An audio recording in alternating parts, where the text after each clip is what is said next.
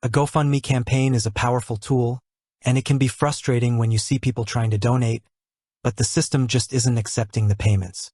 Let's walk through the most common reasons your campaign might be encountering donation issues so you can get things back on track. The most frequent culprit is an incomplete or incorrect setup, specifically concerning your identity and bank information.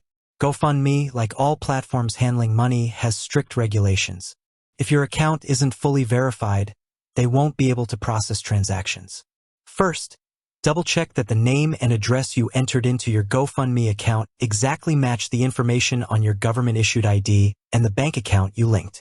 Even small discrepancies, like a middle initial, can trigger a verification block. You need to complete their full withdrawal setup process, which includes submitting necessary documentation. If your bank account hasn't been verified or is not linked, donations can be held up or rejected.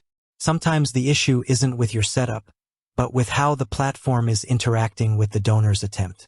A common reason for a failed transaction is an incorrect credit card number, an expired card, or a billing address mismatch on the donor's end. The donor's bank may also be flagging the transaction as potentially fraudulent, especially for larger amounts or international transactions, and will automatically decline the payment until the donor approves it. You should ask your donors to confirm their details and potentially contact their bank if they keep having trouble. Also, be aware of your donation options. GoFundMe uses its own payment processor, but they sometimes offer alternative methods. Make sure all accepted payment types are enabled and functioning correctly. If you've set a maximum donation limit that's being exceeded, the transaction will also fail. Review all the settings in your campaign's dashboard. Finally, consider where the donor is located and the fundraising goal. GoFundMe has a list of supported countries.